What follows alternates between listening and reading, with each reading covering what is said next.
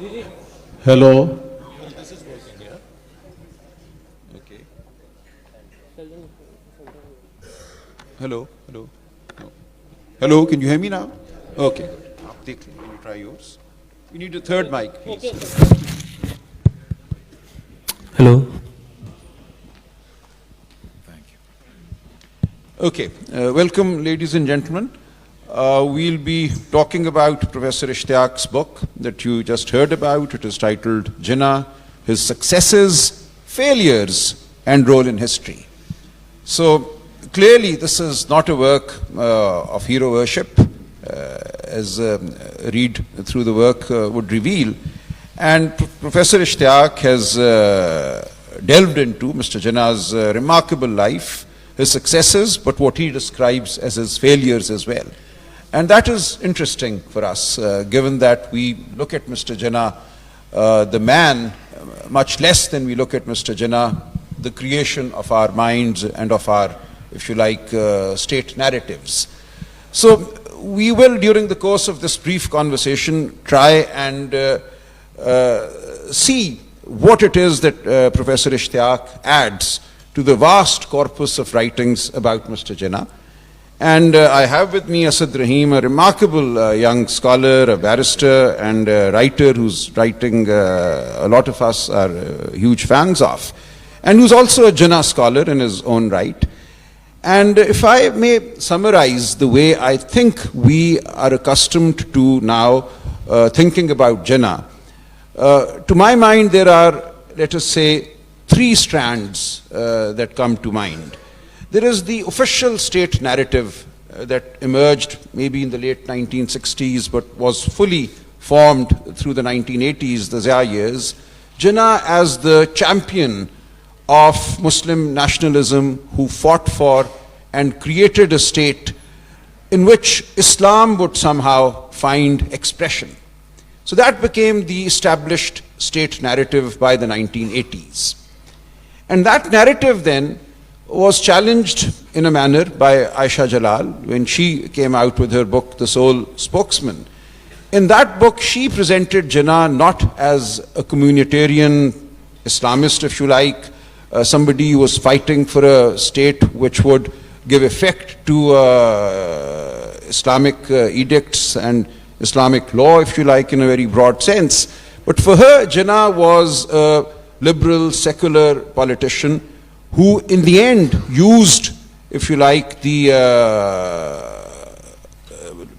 ploy of partition in order to obtain something more than seemed otherwise possible within United India.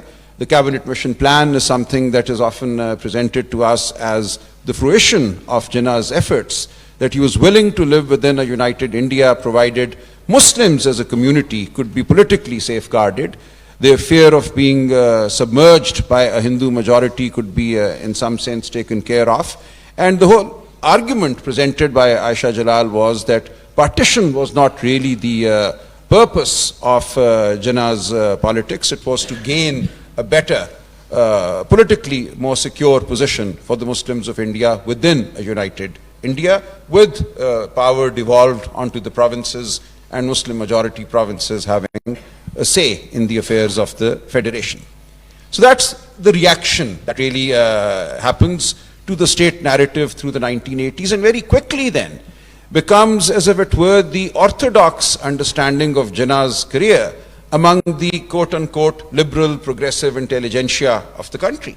So all of us through the 80s and beyond grew up accepting the Aisha Jalal thesis as the correct understanding of Jinnah's politics.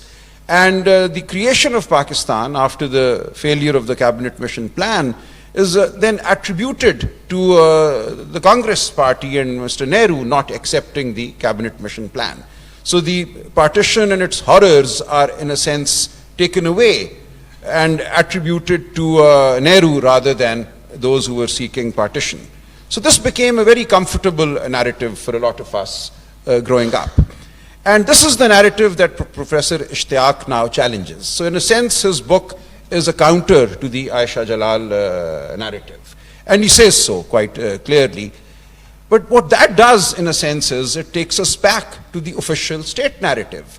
Now, the official state narrative was that Jinnah was indeed working towards partition and the creation of Pakistan, and he wasn't merely using Pakistan as some kind of a bargaining chip or a bargaining counter. So in a roundabout sort of way, what Professor Ishtiaq is arguing or suggesting in his book is at one level similar to the state narrative that had come into full bloom by the 1980s. But he does so not as an admirer, if I may say. He does so kind of objectively.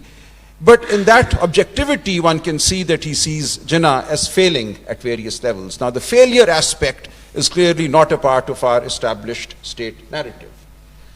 And Asad here, on the other hand, is again a scholar, as I said, of the Pakistan movement and Mr. Jinnah. And he's written deeply, if not extensively, about the Aisha Jalal thesis as well.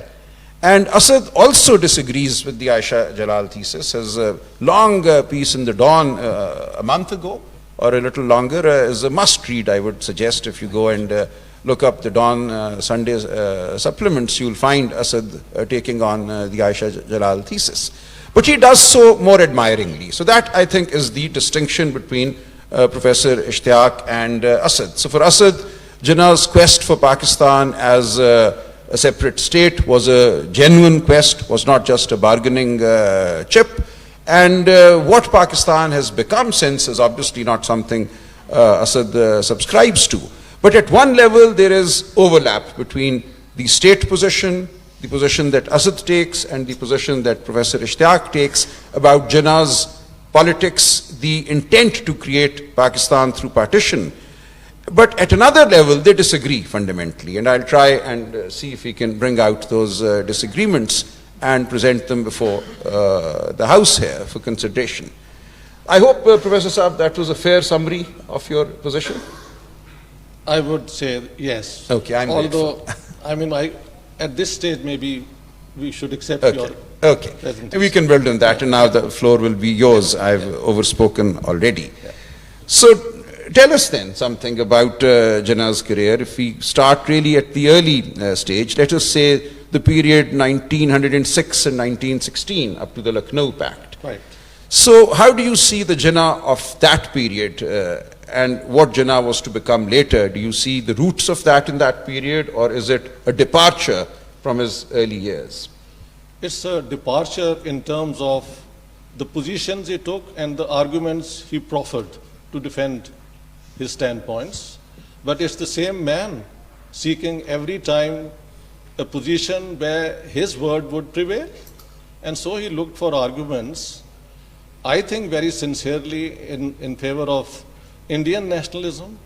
And I quote him extensively on that. I think at the same time, he was a man who would not let another leader be greater than him. This was something that he was obsessed with.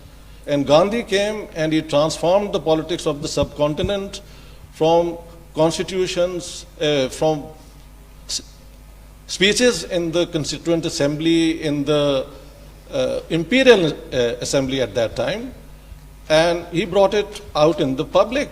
And it was a number of things which led to that. One was the Rowlatt Acts, where all Indians, including Jinnah, Gandhi, everybody was shocked that having supported the British during the First World War, 2.5 million people joining the army voluntarily, big donations coming from all over India.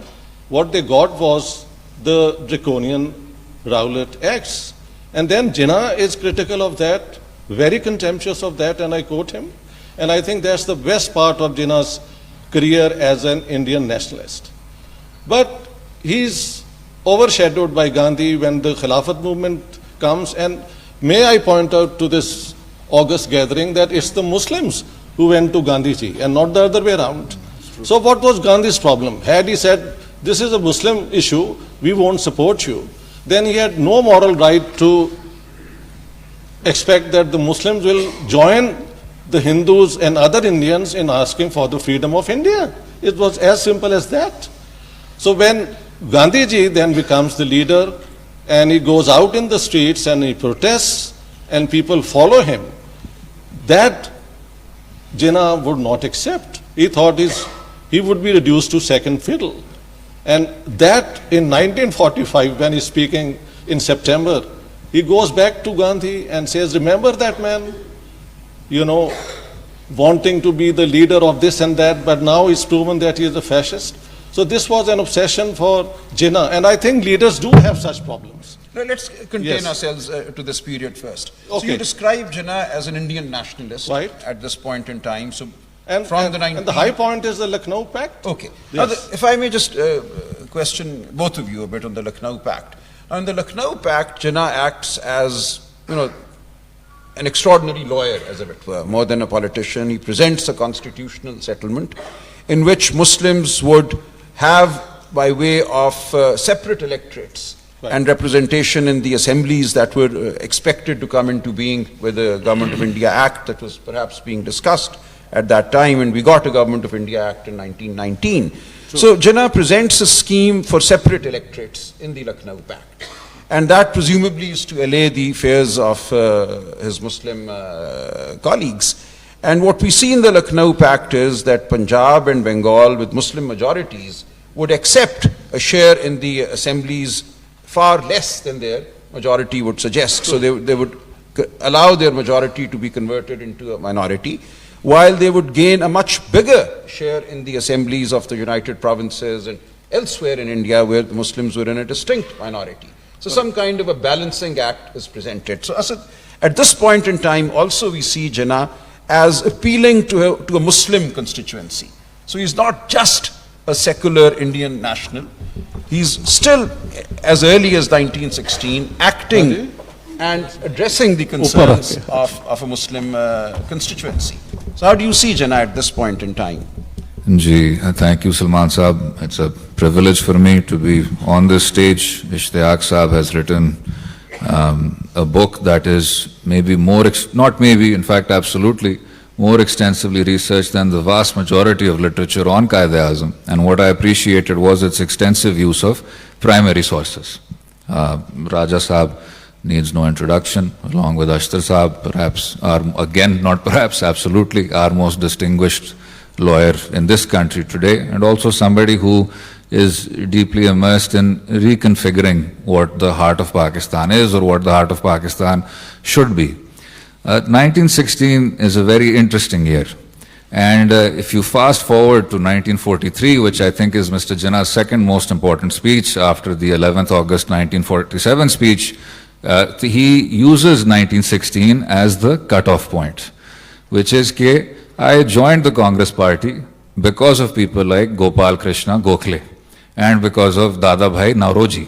And even though Mr. Gokhale was a Hindu, the expression he uses is, hope sprang eternal, that it was this Hindu leadership that gave us a better deal, that gave us the hope of a better deal from within the Indian political system. But 1916, besides being the year of the Lucknow Pact, is also the year that Mr. Gandhi arrives on the Indian political stage. And it is something that Mr. Jinnah himself says was a sort of turning point. Where I somewhat diverge from what Ishtiyaq Saab says is, I think there was also some fair bit of ideology at play beyond politics. We tend to forget that in the 1910s, it was Mr. Jinnah who was the most eminent young Indian nationalist and not Mr. Gandhi. And when Mr. Gandhi arrived at the fag end of that decade and started preaching concepts like Satya and Ahimsa and Dharma, that's when Mr. Jinnah said, please, once you inject religious majoritarianism into this movement, we won't be able to talk about constitutionalism, we won't be able to talk about civil liberties, we won't be able to talk about anything. I am watching this party, the Congress party, which is my party, turn into a majoritarian beast in front of my eyes. It's not something I can recognize anymore. So it was, I think, that path that had already begun in 1916, and you can see that Hindu मुसलमान इत्तेहाद का सफ़ीर का लक़ब उनको दिया गया था, उसमें भी, if you don't mind my saying, तब भी उनका ईमान डगमगाना शुरू हो गया था कि ये अक्सरियत पसंद लोग हैं, ये हमारे बुनियादी हकूक़ को महदूद करेंगे, ये हमें इस तरह बसने नहीं देंगे जो कि मेरी ओरिजिनल ख्वाब थी या जो कि मैंने शुरू में सोचा था या इब्तिदा में सोचा था. सो इश्तियाक साहब makes a very interesting point. जो कन्वेंशनल बयानिया वो ये है कि Lucknow pact is the high point, Hindu मुसलमान इत्तेहाद का ये एक मिराज था. लेकिन फिर उसके बाद जब नेहरू रिपोर्ट आई और नेहरू रिपोर्ट में अलहदा इलेक्टरेट्स की बात को मुस्तरद कर दिया गया, तो वहां फिर कायद आज़म मोहम्मद अली जिन्ना साहब आहिस्ता आहिस्ता से जी. Come to the Nehru report in a moment now. So we can now, I think, move from the 1916 Lucknow Pact towards the Nehru report of 1928. Lekin I would like to ask some from clarifications. How was the Lucknow Pact not meeting the demands of the Muslims? Why did he repudiate it in 1924? What had happened? Is there any explanation for that? Actually, if we get into too much detail, Okay. we'll run out of time very quickly. So I want to do I'll a try to broad answer later. overview of Right. what Okay. you suggest was happening and Yeah. what I think we recall. So between 1916 and 1928, we see a period of politics which becomes, as you rightly say, popular politics, mass-based politics, no longer politics just limited to speeches within the Imperial Council and so on. And this is a politics that Mr. Jinnah was not, would you agree, suited to. He kind of is sidelined during this period because the Khilafat movement is a movement out there in the streets, and it's not being led by the likes of Mr. Jinnah. It is a different kind of leadership that emerges during the course of the Khilafat movement. And this is a leadership that, in tandem with Gandhiji, uses expressly religious idiom and religious conceptions of politics, if you like. It's not separatist because you have Gandhiji participating in the Khilafat movement, but it is overtly now, in some sense, religious. May I add something? Please, yeah. I think this is also a myth that with Gandhi, religion is brought into politics. There was already Arya Samaj there. Brahmo Samaj was already there, and they were preparing Hindu identity with a view to reform it. The Wahhabi movement was very strongly entrenched in northern India, and they had a strong position in the frontier also. So religion was already in politics. When Gandhiji comes in with his politics and religion, he tries to find what is common regarding humanity in the Quran, in the Bible, and in the Gita. So it's a different way of using religion to counter Hindu nationalism, if you want to call it, Islamic nationalism, or separatism, if you want to call it. He is trying to find common ground. Where does God and religion bring all humanity on one platform? And I give you one example. In 1937, when the Congress had won elections and the Bihar government was installed, they invited Gandhiji to come and speak and tell them how should we now run a government when we had been opposing British rule all along. And he says, what is Ramraj? I may not suggest that we use Lord Ram or Lord Krishna because they are not part of history. But Prophet Muhammad, Abu Bakr and Umar, and especially he says Umar, is the par excellent example of a ruler who rules the world and yet he is accessible to the common man and lives like a common human being.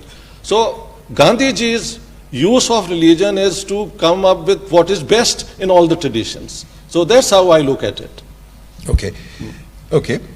And I mean, you actually now remind me of what Abul Kalam Azad was doing during this period of time. This is the period of Al-Hilal.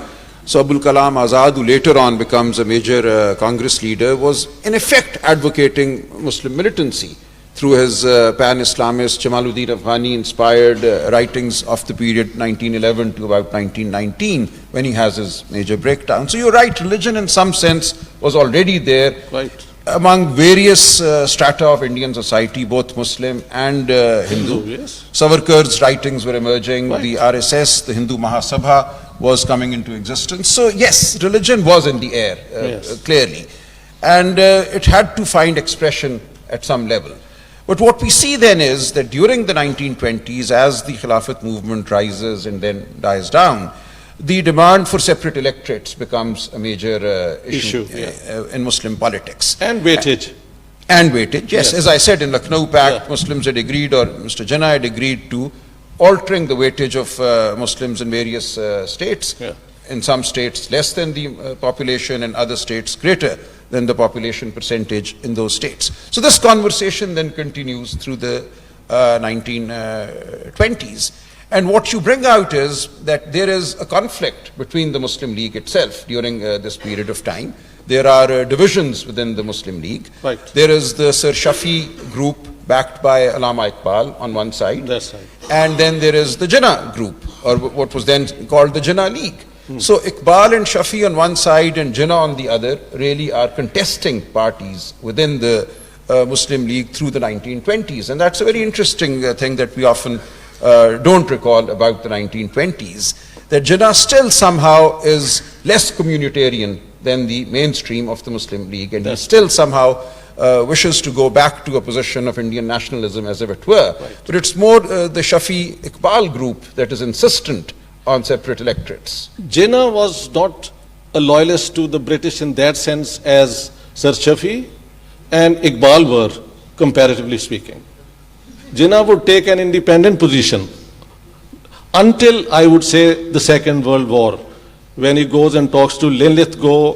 And Well, let's stay till 28 okay, first. Okay, let's So- end that. Yeah. So during this period, Asad, how do you see this period leading up to the Nehru report, in which the separate electorate demand is rejected, and then a change results in the politics of India? So till then, there is the possibility of some kind of a compromise between the Muslim political leadership and the Congress on the question of separate electorates. But the 1928 Nehru report seems to quash that possibility. That's correct. Well, a few modestly suggested caveats. It is a bit generous to say that Mr. Gandhi was trying to come up with a cocktail of the best of what humanity represents and what drawing from different faiths, and therefore everything he was preaching should be bought by all segments. Again, the same 1943 address, but we don't even need to go there. The policies that were being advocated, which have to do with schooling, which have to do with rights, which have to do with population, which have to do with an overall aggressively macho Hindu nationalism, were all there. And the man was very intellectually sophisticated, so he could actually make a rhetorical pass towards Islam, towards Islam's holiest personages. But let's not forget that the Congress party, under the apex of Mr. Gandhi, was, in terms of hard statistics, it had 3% Muslim representation.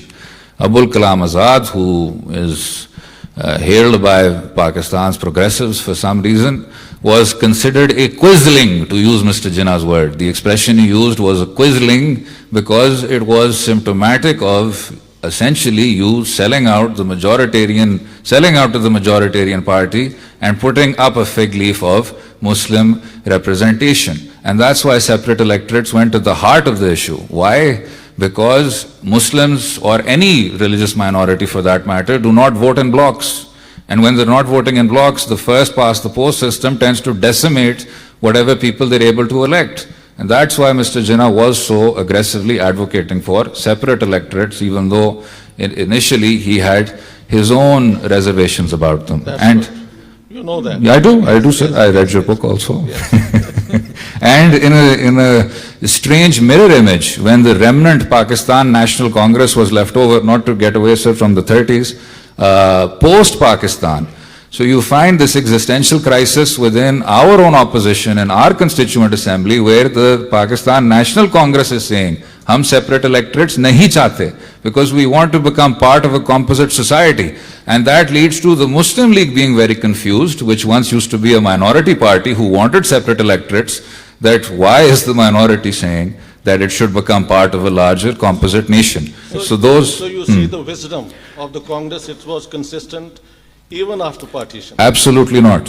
I don't see the wisdom at all. And I'll say why. I don't agree at all with what the Pakistan National Congress was advocating after 1947 for the sole reason that Muslim representation in a one-man, one-vote constitutional No, I'm democracy saying after is... Pakistan came into being. Yes, yes. In terms of the Congress maintaining the same intellectual Yes, standard that's had what I'm before, yes. Yes. Yes, they were consistent. Just one tiny I end also have a point.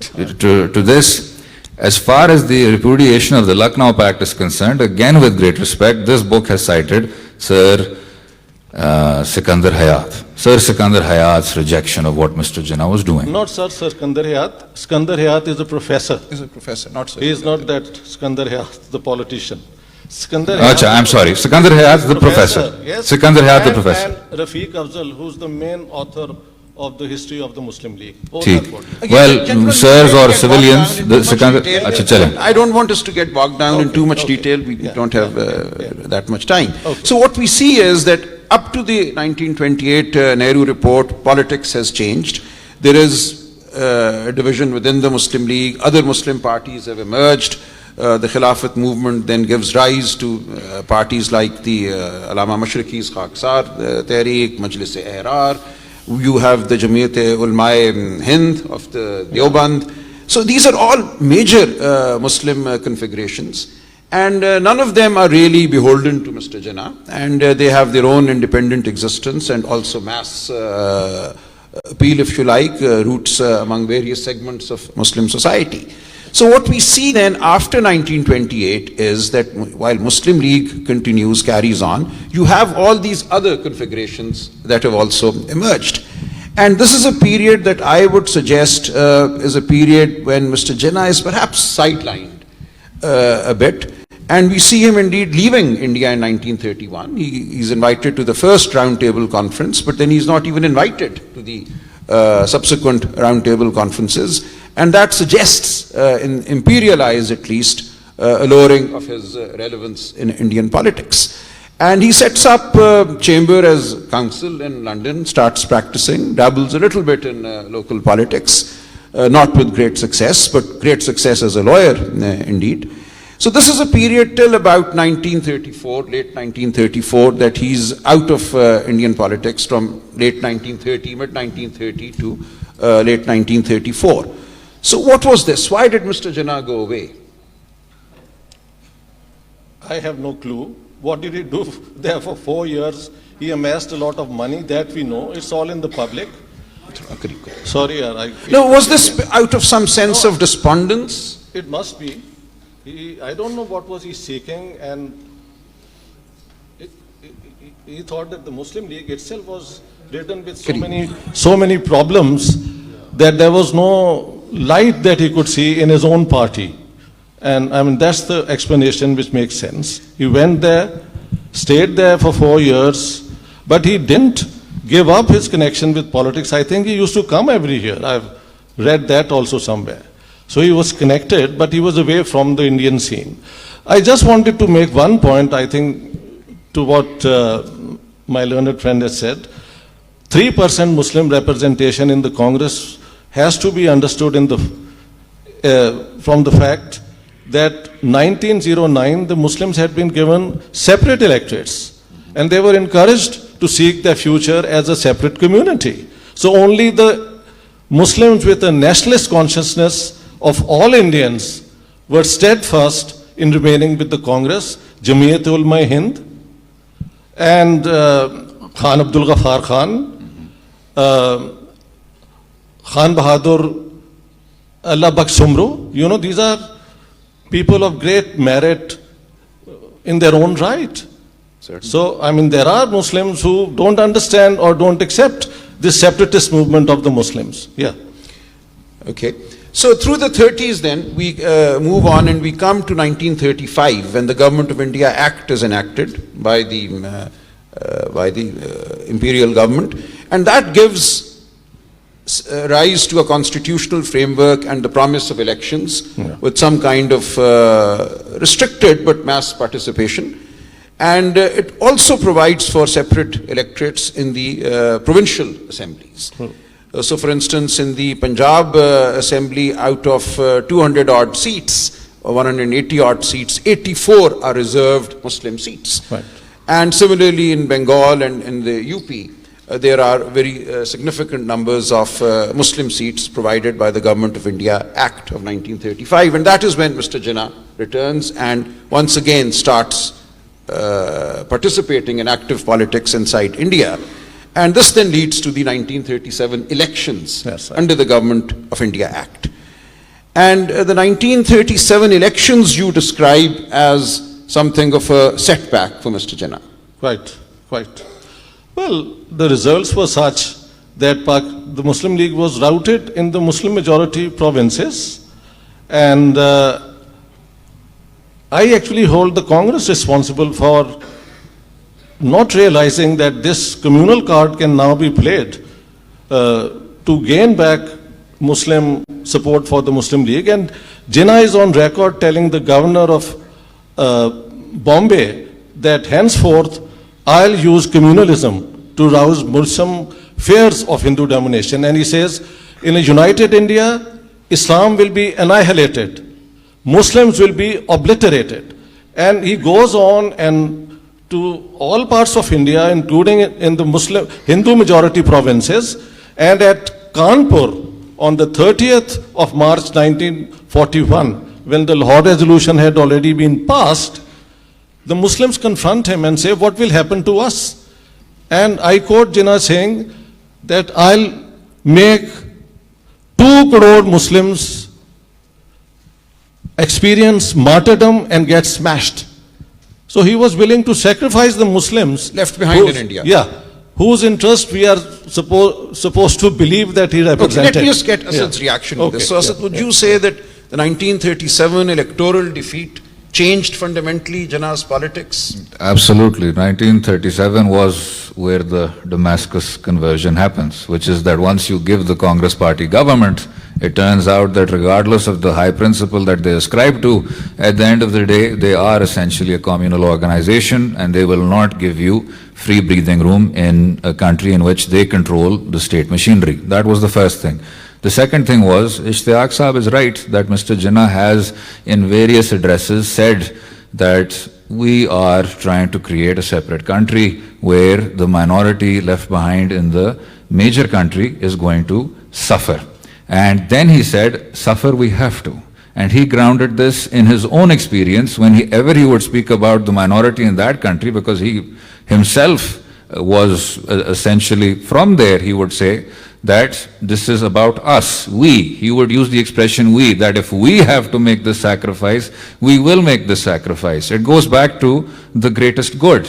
And again, there is a bit, not Ishtiaq Saab, but there is a tendency when holding Mr. Jinnah up to an impossible standard that there should have been some sort of perfect solution in which not only should the vast majority of Muslims have been safeguarded also, but there should have been some means by which those Muslims should be protected, which is also something that Mr. Jinnah was trying to work through. Mr. Liaquat Ali Khan was also trying to work through.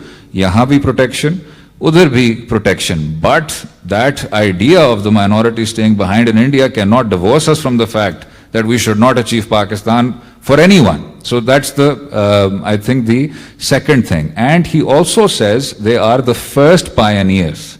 The first pioneers are the Muslims from the minority provinces. They are the ones who struggled. They are the ones who were the light, the words used were the light in the dark.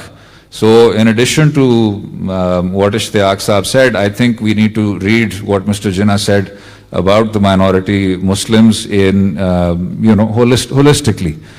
Finally, as far as the late 30s is concerned, I think that would also answer a lot of questions people have about the cabinet mission plan, which is that in 1946, people say, oh, if Mr. Jinnah did want a separate Pakistan, why did he accede to the cabinet mission? Well, for the sole reason that he had seen what happens when you abandon the government to the majority party. They will ensure that they will close every single door, not let you in, and you will have no say in what a future constitutional arrangement will hold. So he wanted that, and he wanted to ensure that Punjab and Bengal remain undivided. It's the only reason he accepted the cabinet mission, which was always grounded in separatism and always grounded in a sovereign Pakistan. You see the cabinet mission is leading to a sovereign Pakistan? Because there were provisions in Absolutely. the cabinet mission And- plan which allowed for secession. so- And very briefly, this is- sir, with your yeah, with yeah, your permission, and that is why Sardar Patel said this is suicide. He said it's suicide because Mr. Jinnah is getting everything he wants. He's getting an undivided Punjab, an undivided Bengal, and he's getting a secession button. So within 7 or 10 years, the groups can opt out and leave. So the cabinet mission made perfect sense for the Muslim League in 1946, bearing in mind, and this is a point that Ishtiaq Saab makes very well, that after the war, the situation had drastically changed. And this, because of that, you had to make some sort of concession. Having said all of that, though, once Mr. Jinnah saw that the Muslim mass was not intellectually satisfied with the cabinet mission, he rejected it full force. And that's why Lord Mountbatten is complaining for the rest of his life कि मेरी बात नहीं सुनता था, etc. Sir, what do you say? I would say like this, that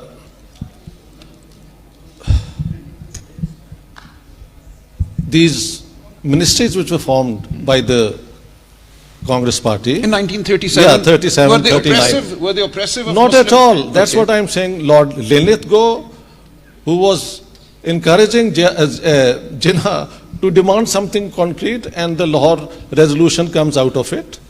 Then the 3-4 governors of these provinces, they are all on record, and I've quoted them, that there is no proof that the Congress governments were oppressing Muslims. The Pirpur report and the Sharif report are concoctions. These are fabrications. At most, they are an exaggeration of very minor incidents. So you have Lilithgow, who is the patron of Jinnah, saying this.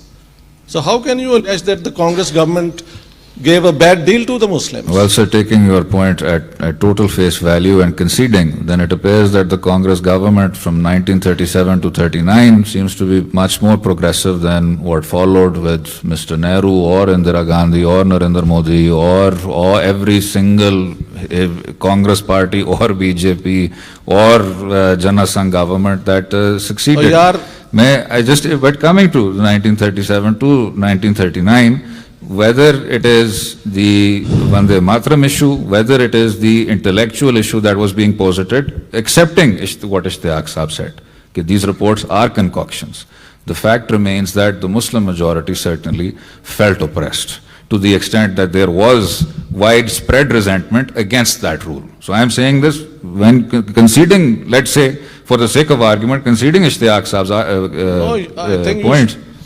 Please. Intellectually and honestly, do you also believe that? Or it's just to concede the point to me? No, I don't, sir. Huh? Acha. So what's the point then? I don't. Okay, now whatever might have happened, Yes. Close कर दें और मैं यार भूल जाना चलो sorry I'm so excited I think so we see that between the 1937 election and the Pakistan resolution of March 1940, the one big development that has always puzzled me, and I'll take this opportunity to question both of you and hope for an answer, is the Sikandar Jinnah Pact. Ji Why did the Sikandar Jinnah Pact of late 1937 happen? The Unionist Party had emerged as the predominant, as if it were, Muslim party outside Bengal. Bengal had its own parties. But in the Punjab, the Unionist Party had won something like 119 seats as opposed to 1 or 2 by the Muslim League.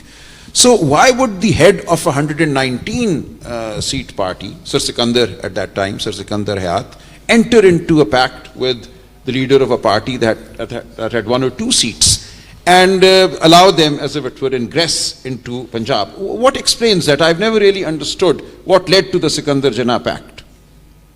It was 1936 when the Progressive Writers Union first passed a resolution in Lucknow saying that we should radically reform Indian society along the socialist principles.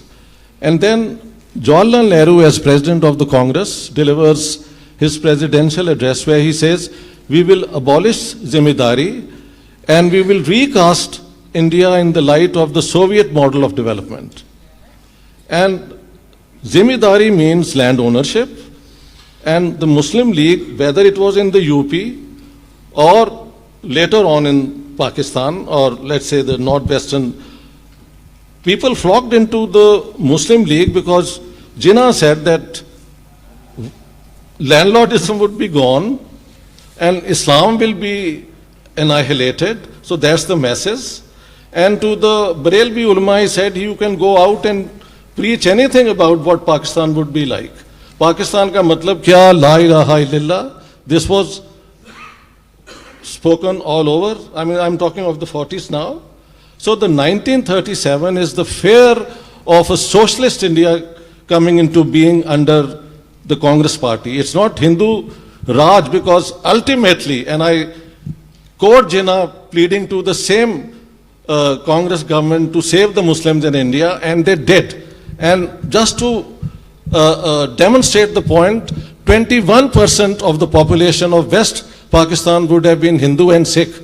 By December 1947, it was reduced to 1.6% because... Okay, let me pause you here. So you're suggesting that the Sikandar Jinnah Pact was a pact between to the large landlords of the right, Punjab, that's right, and who needed maybe a spokesperson in Delhi to further... How do you react to that, Asad? No, sir. I think the gentry of the time, yes, most of them were landowners in terms of Punjab. Also, there was not much buy-in for accepting Mr. Jinnah as the sole spokesperson for the Muslims. So, your first step is, how do we consolidate something of a strong Muslim leadership with the materials that you have? So when he returned to what is now Pakistan, when he returned to the subcontinent after the 30s, then he made common cause with everyone.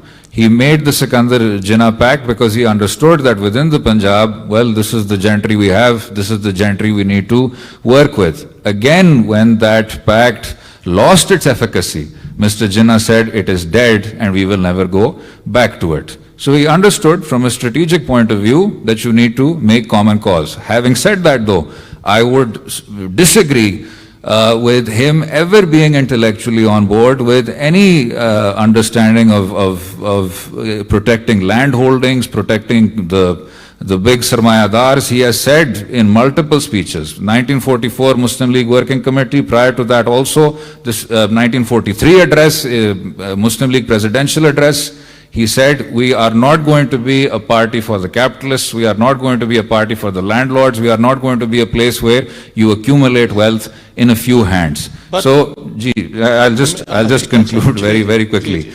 Now, we also seem to think that Mr. Jinnah had these superhuman powers and he should have been everything to everyone. This is one gentleman with no political antecedents. He's up against the Congress, he's up against the British, he's up against the Hindu Mahasabha. Raja Sahab corrected my pronunciation yesterday, I'm still getting it wrong. He was up against Pathan irredentists in KP, he was up against Punjabi unionists in this province, so he was up against the Muslim liberal commentariat that was still buying what Abul Kalam Azad Sahab had to sell, ki ji, hum sab bhai bhai, and you know, it's going to be rivers of milk and honey and interfaith peace. When that experience, and again I will this time intellectually concede to Ishtiyaq Saab's point. Let's say that the 1937 to 39 government was acceptable conceptually. The Muslim mass did not accept it. The Muslim mass saw it as a source of oppression. So he made common cause with Mr. Sikandar and with the rest, and then when they had outlived their utility, Mr. Jinnah saw them for what they were, which was retrograde legatees of British colonialism. Okay. Very quick reaction to this. Naim, I would say that if Jinnah Sahab was against all these forces that you have identified, what was he actually fighting for then? Sir, the country you are sitting in. Is that true? But that's what I also say. That's my position as well. Aisha Jalal's thesis is destroyed today. With your agreement? Yes, sir. We agree. That's why I wrote this book. Ji. Okay, Pakistan is what he demanded, and that's what his demand was. Certainly. I've said he used all this without believing a word of some of the things he was promising. Islam, when he used, it was simply a lawyer coming up with a clever argument to convince Pir Sahib Manki Sharif and the Pirs of Pakistan, of Punjab and so on, to go out and plead whatever you want to. And you know, if you look at the election campaign, there is, you vote for Pakistan, you vote for Prophet Muhammad, you vote for the Punjab Unionist Party, it's for Baldev Singh and Khizr Hayat Tiwana. Muslims who do not vote for Pakistan, their nikah will be annulled and they would be denied. Okay. Let me- And so he was using all those arguments. That's what I'm saying. Okay. Sir, this point is lost because people are not political scientists, they are generally historians. I'm saying once you speak a word, that word is no longer your property. So Jinnah was doing all this as a clever politician, and I concede the point that he wanted a separate state for which we have today, but the word is stronger than Jinnah. And I it just came have to 30 haunt us. seconds. And it came to haunt us. Okay, you want to react to that? Well, sir, I would still say that there was still a incredible consistency for a politician who has to take all of these constituencies with him in terms of his rhetoric. I can't remember Mr. Jinnah on record saying "Aapki nikah annul ho jayegi." There is a difference between the high politics of Delhi parlor games and the Muslim mass movement, which has to translate into electoral votes. Right, And right, if you're right. going to send out various people, so who were these people? There were people like Khwaja Nazmuddin in Bengal, Dr. Mahmood Hussain in Dhaka, Bahadur Yar Jang Sahab, Qazi Isa in Balochistan. So various people, different intellectual strands coming together to make a movement whole. So that is going to be subject to interpretation. Right. When the religious right also shows up, we should bear in mind that a lot of the religious right intellectuals, whether they were Maududi Sahab, whether it was Majlis-e-Ehrar, whether it was the JUI people who now show up here and say Pakistan ka matlab kya, were intellectually fervently opposed to the idea That's of right. Pakistan. Okay. That's correct. So the point being, this was not ever meant to be the Muslim version of Mr. Gandhi's Ahimsa Satya Dharma. This was a reaction that we need protection from a religious majoritarian movement. We will ground it in protection for religious minorities. And just one last sentence. It is Mr. Jinnah who, when confronted with the question, will you be a theocracy, he said, we will not be ruled by priests with a divine mission. So he was completely clear in terms of his role as far as the religious right is concerned. Okay, let me just intervene for a moment now. Now the thing is, and I put it to both of you and to the House as well, that today, what is the relevance of Mr. Jinnah to us? Do we really think that Pakistan is constrained today or should become what Mr. Jinnah really wanted? And we can disagree on what Mr. Jinnah really wanted. So today we find Jamaat-e-Islami says that they are trying to create Jinnah's Pakistan. Hafiz Saeed says he's trying to create Jinnah's Pakistan. Asma Jahangir and Ayer Rahman were trying to create Jinnah's Pakistan. So what was Jinnah's Pakistan, you see? And I would suggest to you that yes, Jinnah's life, remarkable life and career remain matters that we should be interested in academically and personally to draw inspiration and so on. But as a people now, as a polity that has to take decisions today, what do you think is the continuing relevance of Mr. Jinnah, or what he really thought?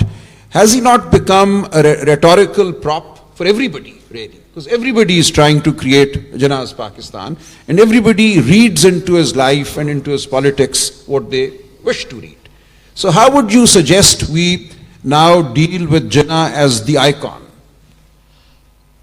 The way I look at Jinnah's role is that for him, there was no worked out vision for Pakistan. His main interest was to have India partitioned, rightly or wrongly, the way he believed that Muslim needed a separate state. That's the main point. But in doing so, he used all those tactics which are full of contradictions. And now, if we sit today, 75 years later, and try to find what was Jinnah's real idea of Pakistan, it's impossible. It's a task which will never lead you to any consistent, coherent formula. When he said that there will be no theocracy, it doesn't mean it meant a secular state. Because I've explained, I didn't that's say. right, that's right. Because I've said that when Muslims say that there is no theocracy in Islam, they are absolutely right. But from there, you can't derive, or this is a fallacy to believe that it means a secular state.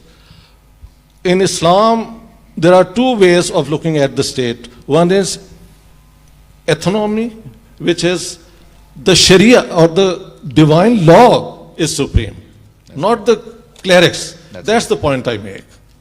So, Jinnah can be interpreted the way you want, but look at what has happened to Pakistan in these 75, 76 years. We are bankrupt almost. Yes. Hatred for India, confrontation with India, which was the basis for the partition of India, has led us to this present stage. I think it's time to bury the hatchet, have good relations with India, normal purely relations last with comment. India. Last comment. So on 2 points. The first is relevance and the second is what did he want? As far as relevance is concerned, Pakistan is not a normal country as far as Mr. Jinnah's dream for it goes. There was a China before Mao. The jury is still out whether Mr. Gandhi sped up independence or not. The Americans have Washington, but there are multiple founding fathers and they are contested in terms of who contributed more. Without Mr. Jinnah, there is no Pakistan. And if you get Pendrell Moon's comment on this, he says that the great man theory of history may have been validated once as far as Mr. Jinnah is concerned, because without him, these forces would not have united. That is why people like Ardeshir Kawasji say that if there is a founding ideology of Pakistan, it has to be within Mr. Jinnah's speeches and statements, because he was so integral to the whole project. So one cannot say, there are other founders and so on and so forth. You would not have had this country if it weren't for him. The second thing is, well, what did he want? If he is indeed relevant. Either be, if one doesn't mind me saying, I don't think it's rocket science at all. Just if one were to go through his speeches from 1940 all the way to 1948 and his policy issues, again and again he says, the Legislative Assembly is to be sovereign. You are a sovereign assembly, you have all the powers. What does this mean? This means that the parliament should be at the heart of your republic. People talking about a presidential system and picking up his one diary page, that was his private ideas.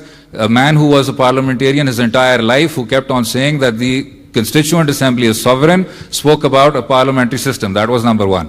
Ishtiaq Saab is absolutely right. Today is a negation of Pakistan. He, in terms of hating India, he said that our relationship should be like the US and Canada. The third thing was, again, Gustakhi Maaf, civilian supremacy.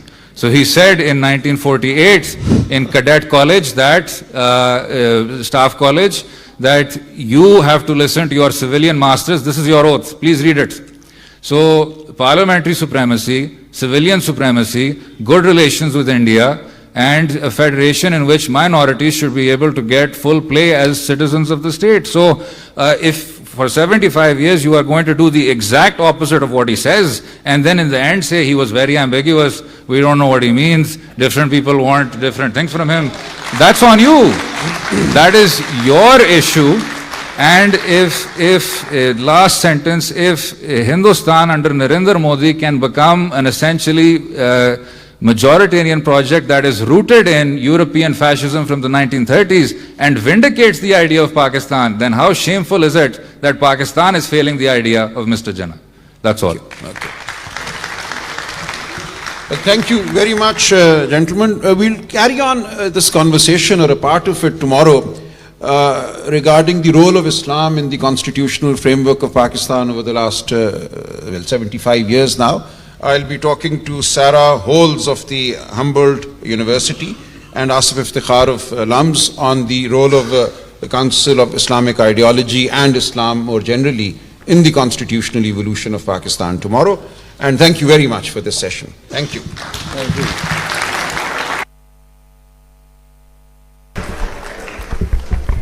Thank you so much, sir, for such an interesting talk.